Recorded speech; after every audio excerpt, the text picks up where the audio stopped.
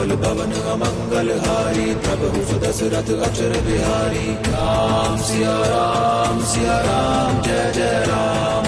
रघुकुल रीत सदा चली आई, प्राण जाए पर वचन न जाई। राम सिया राम जय जय राम।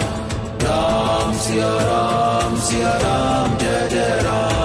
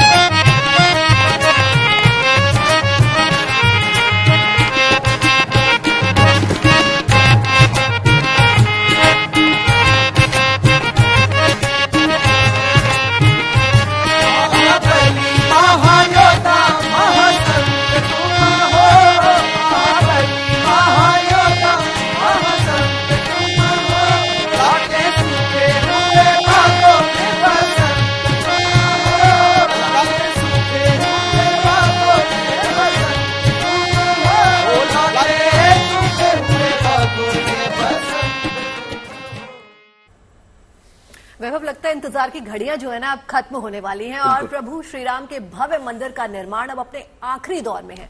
मंदिर के भीतर सनातन संस्कृति की नक्काशी और रामायण काल की घटनाओं का बखूबी वर्णन भी किया गया है। ताजा तस्वीरों में भगवान राम का ये दिव्य दरबार अद्भुत नजर आ रहा है। देखिए एक खास रिपोर्ट।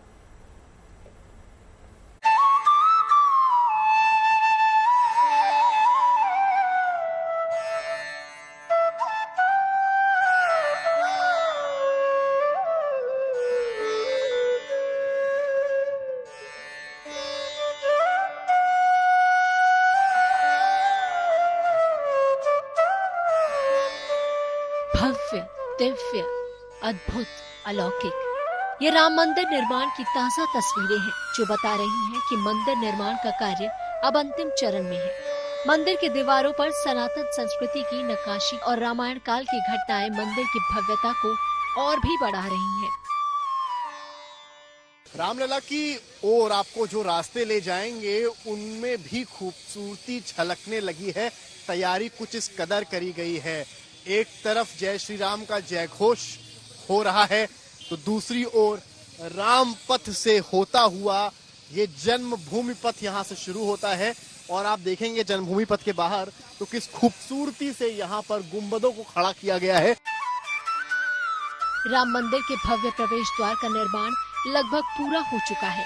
खास बात यह है कि मंदिर के गेट के ऊपरी हिस्से में छोटे छोटे मंदिरों का आकार भी नजर आ रहा है। सनातन धर्म में जितने भी मंदिर बने हैं और आप कहीं भी जाएंगे जो पुराने हमारे मंदिर, उन मंदिरों में अगर आप देखेंगे तो मंदिर में जहां से उनका प्रवेश द्वार चालू होता है वहां पर इस तरीके के 2 स्तंभ जरूर आपको मिलेंगे। ये इस बात के घोतक है कि यहाँ से जिस मंदिर के आप दर्शन करने जा रहे हैं उस मंदिर का प्रारंभ यहीं से है, ऐसा माना जाता है। ये 2 गेट वे हैं, इनके ऊपर ये इस तरीके का नहीं है। ये गेट वे 1 है, ये गेट वे 2 है। 11.66 मीटर इनकी हाइट है, नीचे 5.15 मीटर ये चौड़े है। और ये गेट वे इसीलिए बनाए जा रहे हैं ताकि एक कोई भी तीर्थयात्री अगर अयोध्या में आता है और जब वो यहाँ आएगा तो एक सामाजिक तौर पर समझ जाएगा ये अपने हिसाब से कि है भगवान राम के मंदिर में जाने का रास्ता यही है। गर्भगृह तक जाने के लिए दिव्यांग श्रद्धालुओं के लिए अलग से रास्ता भी तैयार किया जा रहा है, जिस पर व्हीलचेयर के जरिए श्रद्धालु सुविधाओं के साथ अपने आराध्य भगवान श्री राम के दर्शन कर सकेंगे। देखिए, मंदिर में अंदर तक जाने तक, भगवान के गर्भगृह तक जाने तक व्हीलचेयर वालों की व्यवस्था है। आप यहाँ से लेकर के मंदिर के भगवान के मंदिर में गर्भगृह तक जाने के लिए लेफ्ट और राइट जो नया मंदिर बना है उसमें रैंप बनाया गया है। और इस रोड पे जिस पे आप खड़े हैं, ये इस रोड लगभग ये 26 मीटर चौड़ा रोड है। अगर हम दूसरे शब्दों में कहें तो 75 फुट का रोड है। इसमें 12 फुट जगह परमानेंटली केवल व्हीलचेयर जाने के लिए रखी गई है। इसके साथ ही 570 मीटर लंबे रामपथ पर सैंडस्टोन के पत्थरों को भी बिछाया गया है। इन पत्थरों की खासियत है कि सैंडस्टोन दूसरे पत्थरों के मुकाबले गर्मी में ज्यादा गर्म नहीं होते। इधर का जो रोड है वो सैंडस्टोन का रोड है, ये पानी काफी पीता है पत्थर। तो आपने देखे बहुत सारे श्रद्धालु आपको मिलेंगे जो जूता चप्पल पहन के अंदर नहीं जाते। देखिए माता जी जा रही हैं, वो माता जी चप्पल नहीं पहने, उनके लिए जाने के रास्ते में ये पत्थर उतना गर्म नहीं होता।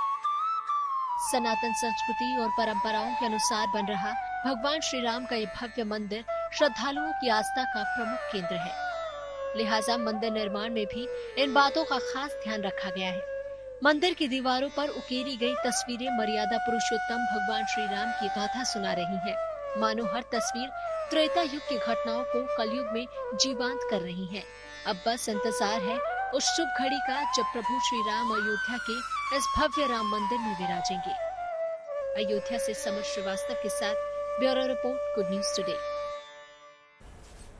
तो देखिए, त्रेता युग जो है जीवंत हो रहा है। रामलला की प्राण प्रतिष्ठा को लेकर देश भर में उत्साह का माहौल देखने को मिल रहा है। हैदराबाद के श्रीनिवास ने 1 किलो सोने और चांदी से भगवान राम की चरण पादुकाएं तैयार की हैं, जिसे अब तक करीब 78 लाख घरों में ले जाया जा चुका है और अब जो है इसे हैदराबाद से अयोध्या लाने की तैयारी। देखिए,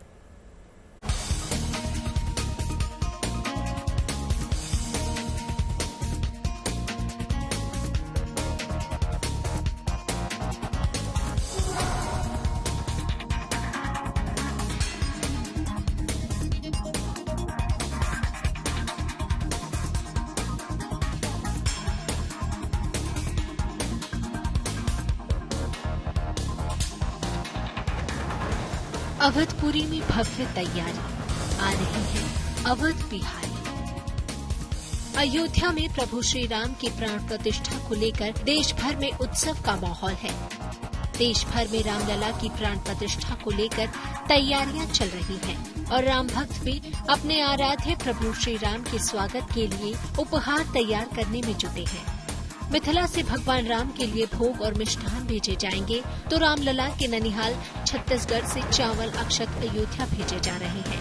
वहीं अब हैदराबाद के श्रीनिवास शास्त्री ने प्रभु श्री राम की चरण पादुका तैयार की है। इसका वजन करीब 1 किलो है। खास बात यह है कि इस चरण पादुका को सोने और चांदी से तैयार किया गया है, जिसे रामलला को अर्पित किया जाएगा। प्रभु श्री राम के पावन चरण पादुका के दर्शन के लिए अब इसे गांव-गांव में ले जाया जा रहा है, ताकि श्रद्धालु अपने आराध्य के चरण को स्पर्श कर सके और पावन चरण पादुका के दर्शन भी कर पाए। यहाँ पर आप देख सकते हैं कि 2 पीठा जो चरण पादुका है यहाँ पर एक है और अंदर की तरफ और एक चरण पादुका यहाँ पर रखा गया, जहाँ पर जो घर के लोग हैं, घर के निवासी है, वो यहाँ पर आरती करेंगे और यहाँ से लगभग इन्हीं तरह से जो छोटे छोटे घर हैं, कॉलोनी एरियाज है, हर किसी के घर में ये चरण पादुका जाएंगे और जिसके बाद यहाँ पर जो है यहाँ से अयोध्या के लिए ये चरण पादुका रवाना किए जाएंगे। खास बात यह है कि चरण पादुका के साथ रखे गए छोटे छोटे धातुओं के बर्तनों में 16 नदियों के पानी और मिट्टी को भी रखा गया है और इसे अब कर्नाटका, तमिलनाडु, केरल और आंध्र प्रदेश के करीब 78 लाख घरों में दर्शन के लिए ले जाया जा चुका है। अब इसे अयोध्या लाने की तैयारी है। श्री रामामृत तरंगिणी हमारा भारत में पवित्र जल, 16 नदियों का पवित्र जल और 16 नदियों का मृतिका श्रृंगेरी उभय जगतगुरु आशीर्वाद से उसका मार्गदर्शन में हम ये 16 नदियों का पानी और 16 नदियों का मिट्टी और रामपादुका श्रृंगेरी से अयोध्या, हम ये अयोध्या में समर्पण करने के लिए हम जा रहे हैं।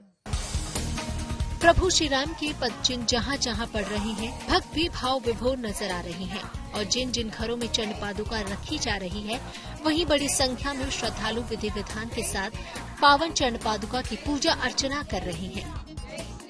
सुबह से हम लोग ऐसी घर घर जा रहे और बहुत अच्छा है। ये तो भाग्यशाली हूँ मैं तो इसमें पार्टिसिपेट करना ही हमारी ये है।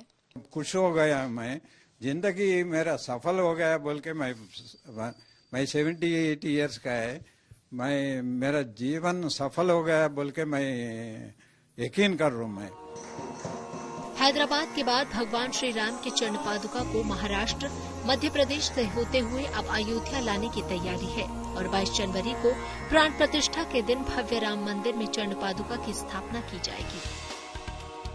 हैदराबाद से अब्दुल बशीर के साथ bureau report, good news today. एक तरफ प्राण प्रतिष्ठा कार्यक्रम की तैयारी अपने अंतिम चरण में है तो दूसरी तरफ प्राण प्रतिष्ठा की पूजा की तैयारियों को भी अंतिम रूप दिया जा रहा है।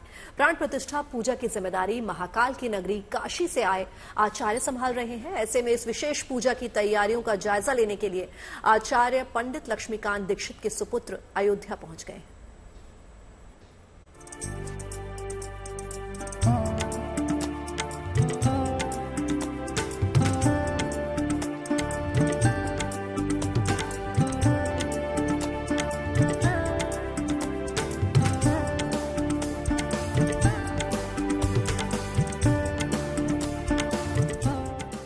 जनवरी 2024 को जब सूर्य नारायण उत्तरायण होंगे और तब अयोध्या के श्री राम मंदिर में रामलला की प्राण प्रतिष्ठा होगी। मंगल भवन अमंगल हारी, द्रवहु सुदशरथ अजर बिहारी, सिया राम जय राम। मृगशिरा नक्षत्र में होने वाली प्राण प्रतिष्ठा के कर्मकांड की जिम्मेदारी निभाने का काम काशी के पंडित लक्ष्मीकांत दीक्षित और उनके बेटों पर है। ऐसे में उन्होंने भी प्राण प्रतिष्ठा पूजा की तैयारियों को अमली जामा पहनाने का काम तेज कर दिया है।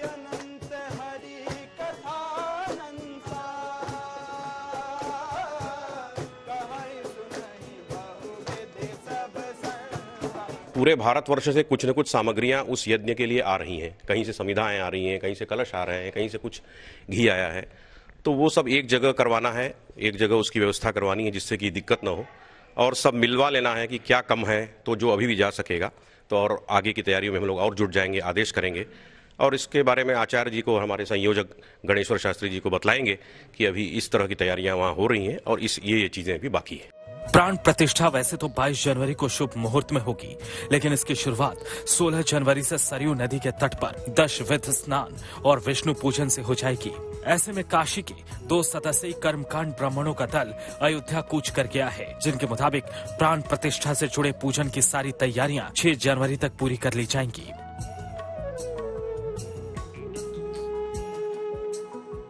पूरे भारतवर्ष के तीर्थों के जल आ रहे हैं, सविधाएं आ रही हैं, 9 प्रकार की सविधाएं हैं, वो सब महाराष्ट्र से आ रही हैं।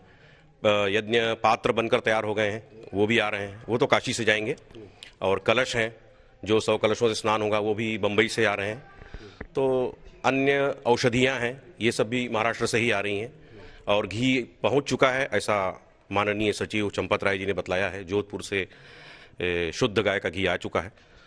और कुंड मंडप के लिए कारीगरों को देखना होगा वहाँ किस प्रकार के कारीगर हैं, क्योंकि कुंड के लिए कुशल कारीगर चाहिए। तो अब कुंड बनना 2-3 दिन में ही चालू होने वाला है। प्राण प्रतिष्ठा का उत्सव जितना भव्य होगा उतनी ही दिव्य प्राण प्रतिष्ठा की पूजा होगी। ऐसे में मंडप से लेकर यज्ञ कुंड तक तैयार करने के लिए खास इंतजाम किए जा रहे हैं। साथ ही पूजा के दौरान प्रयोग की जाने वाली सामग्री भी अब अयोध्या पहुंचने लगी है। कांची से हैं महाराज शंकराचार्य जी ने, जिनको नियुक्त किया है, जिनको कहा है कि इनको बताना है, विद्वान कांची के विद्वान, उनको बताया गया है। कुछ बाहर महाराष्ट्र से कुछ लोग हैं जिनको कि निमंत्रण दे दिया गया है। एक टीम हमारी जब 2 तारीख को जाएगी, 2 या 3 को यहाँ से वहाँ पर कुंड निर्माण के लिए, तो एक बार वहाँ 5-6 लोग जब स्थायी हो जाएंगे, वहीं रहेंगे 22 तारीख तक, तब वो पूरा कमांड में आ जाएगा। पूरी स्थिति 5-6 तारीख तक सब कंप्लीट हो जाएगा। लंबे इंतजार के बाद अयोध्या में वैराग्य में सौभाग्य का उदय हुआ और अब राम नगरी अयोध्या के गौरव की पुनः स्थापना का महासंकल्प सिद्धि की ओर अग्रसर है। वाराणसी से रोशन जायसवाल के साथ bureau report, good news today. जो आपको उत्तर भारत में पहाड़ों की तस्वीर दिखाते हैं। उत्तर भारत शीतलहर, कोहरे और कड़ाके की ठंड की चपेट में है। दिल्ली, गाजियाबाद, मेरठ, मुरादाबाद, कानपुर और प्रयागराज, वाराणसी समेत ज्यादातर इलाकों में कोहरे का पहरा है। इन इलाकों से आ रही तस्वीरें लगभग एक जैसी हैं। सड़कों पर कोहरा पसरा हुआ है। विजिबिलिटी कम होने की वजह से गाड़ियां रेंगती हुई नजर आ रही हैं। उड़ानों पर भी असर पड़ा है। कई ट्रेन भी कोहरे की वजह से अपने तय समय से देरी से चल रही हैं। ऐसे में हाईवे पर जगह जगह चेतावनी वाले बोर्ड लगा दिए गए हैं, जिनमें स्पीड पर नियंत्रण रखने और फॉग लैंप ऑन रखकर गाड़ी चलाने की सलाह दी गई है। मौसम विभाग की माने तो आने वाले 2 से 3 दिनों तक ठंड के साथ कोहरा इसी तरह बना रहेगा।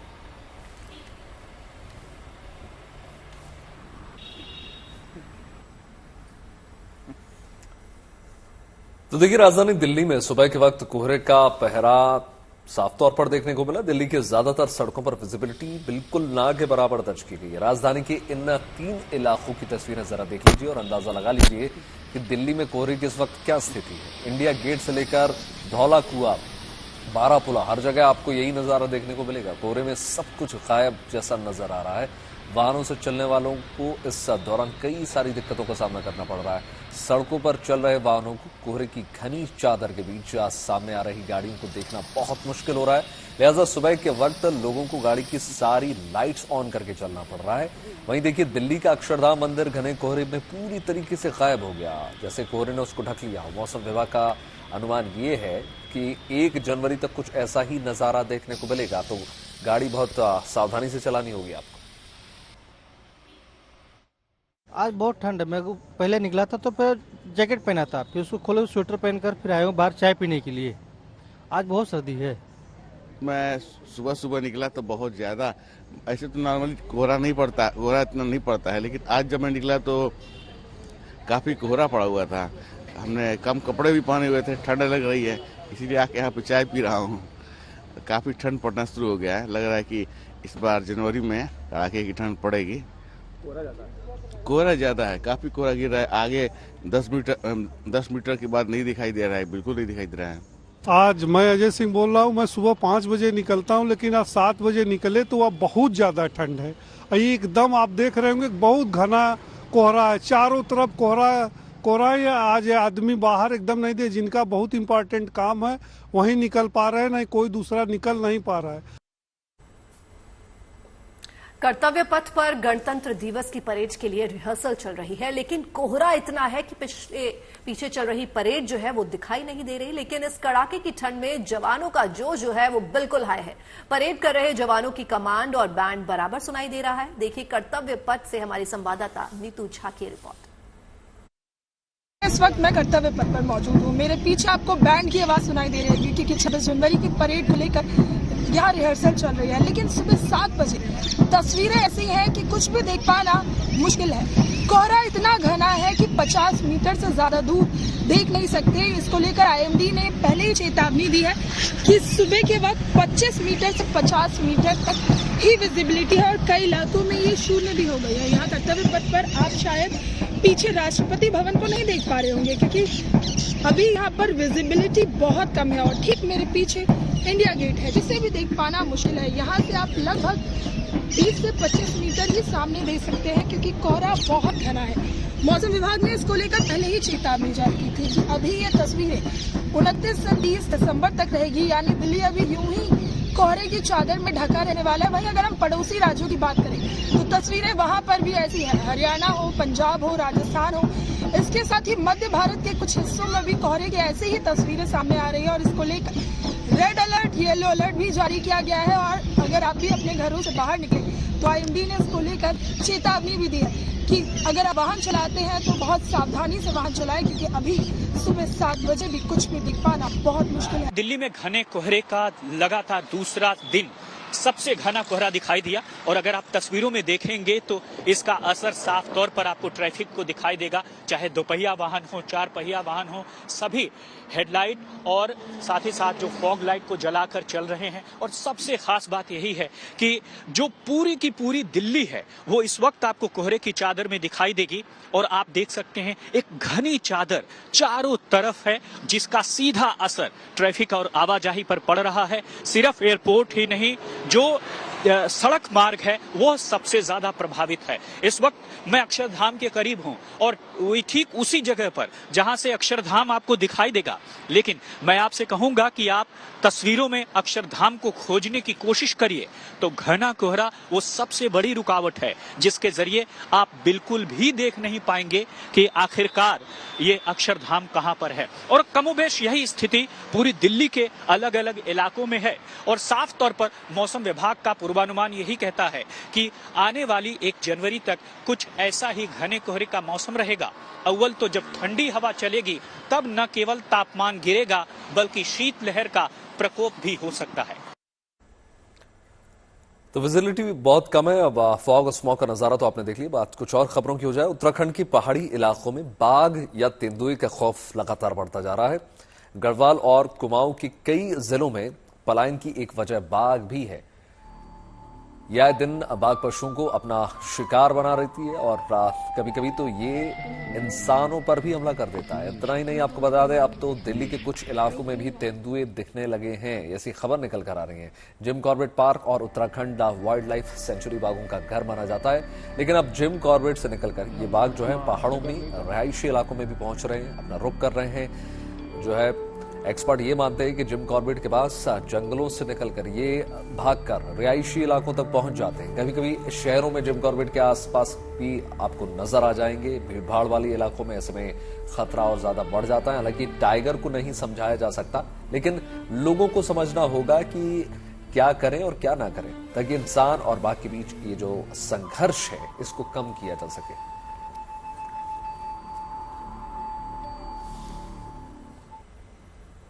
तो सबसे बड़ा सवाल ये है कि आखिर क्यों टाइगर अपना घर जिम कॉर्बेट नेशनल पार्क छोड़कर ठंड में ऊंचे पहाड़ों का रुख कर रहे हैं। असल उत्तराखंड में जिम कॉर्बेट नेशनल पार्क बाघों का घर है, लेकिन अब वहां से बाघ निकलकर ऊंचे पहाड़ों वाले इलाकों की तरफ जा रहे हैं। इस वक्त उत्तराखंड में करीब 360 बाघ हैं, जिनमें 260 बाघ तो अकेले जिम कॉर्बेट में रहते हैं, जबकि उत्तराखंड के तराई वाले इलाकों में 260 बाघ हैं। माना जाता है कि बाघों को तराई वाले यानी मैदानी इलाके पसंद है, लेकिन तराई वाले इलाकों में बढ़ती भीड़भाड़ से ये जंगली जानवर परेशान हैं। इन तराई वाले इलाकों में जंगलों के इर्द गिर्द तेजी से होटल्स, रिजॉर्ट्स तैयार किए जा रहे हैं। इंसानों की बढ़ती हलचल से बाघ अपने ही घर में असहज महसूस करने लगे हैं। ऐसे में एकांत की तलाश में ये बाघ ठंडे पहाड़ों का रुख करने को मजबूर है, जबकि इन्हें वो इलाका ज्यादा रास नहीं आता। अब बाघों के पहाड़ों पर पहुंचने से वो शिकार की तलाश में पहाड़ी गांव में भी घुसने लगे हैं, जिसकी वजह से पहाड़ों में ग्रामीण लोग जो है वो बेहद डर गए हैं, क्योंकि कई जगह ये बाघ पशुओं को अपना शिकार बनाता है तो कई जगह इंसानों पर भी हमला कर चुका है। ऐसे में ये समझना जरूरी है कि इंसान और जानवर के बीच के संघर्ष को कैसे कम किया जा सकता है। तो जानते हैं आखिर कि इसकी वजह क्या है और कैसे बाघ और इंसानों के बीच जारी जो संघर्ष है उसे रोका जा सकता है। टाइगर की उपस्थिति तराई से लेके पहाड़ तक देखी गई है। यहाँ मुख्य रूप से जो पहाड़ की नदियां नीचे आ रही है वो भी टाइगर के मूवमेंट के लिए कॉरिडोर का काम कर रही है। साथ ही में बहुत सारी मवेशियां, भेड़ बकरियां पहाड़ से नीचे आती है, नीचे से ऊपर जाती है, जो इनका सीजनल माइग्रेशन होता है। इनके पीछे पीछे जो भेड़ बकरी है उनके पीछे पीछे टाइगर की पहाड़ की ओर चल देते हैं, क्योंकि वो प्रे बेस है उनके लिए। तो टाइगर की उपस्थिति केदारनाथ वाइल्ड लाइफ सेंचुरीज में दर्ज की गई है, अस्कोट वाइल्ड लाइफ सेंचुरीज में दर्ज की गई है। साथ ही में अलग अलग पहाड़ के क्षेत्रों में इनकी डायरेक्ट इंडायरेक्ट उपस्थिति दर्ज की गई है। तो इसके दो पहलू हैं। एक तो निश्चित रूप से जो निचले इलाके हैं उस पर दबाव बढ़ा है, क्योंकि संख्या बड़ी है टाइगर की, और टाइगर एकाकी जीव है। जब संख्या बढ़ती है तो वो अपनी नई टेरिटरी के खोज में इधर से उधर जो है मूव करता है, और अगर उसको कोई गलियारा मिल जाए, कोई कॉरिडोर मिल जाए, तो वो फिर एक जंगल से दूसरे जंगल तक जाता है। और अब खबर बॉलीवुड के भाईजान यानी सलमान खान के बर्थडे की। आज सलमान खान 58 साल के हो गए हैं। अपनी फिटनेस और अदाकारी के लिए मशहूर हैं सलमान खान। युवाओं के दिल पर वो राज करते हैं। सलमान खान ने अपनी बहन अर्पिता के घर पर केक काटा। इस दौरान उनके परिवार के कई लोग वहां मौजूद रहे। दूसरी तरफ मुंबई में देर रात ही सलमान खान के घर के बाहर फैंस का जमावड़ा लग गया। भाईजान के दीदार की चाहत में बड़ी संख्या में फैंस बांद्रा में उनके अपार्टमेंट के बाहर जुट गए। कई फैंस बड़े बड़े पोस्टर लेकर भी पहुंचे थे। इन सभी ने अपने अपने तरीके से सलमान खान को उनके 98वें जन्मदिन पर विश किया, और सलमान खान ने भी सभी की बड़े ही प्यार से बर्थडे विशेस जो है वो एक्सेप्ट की।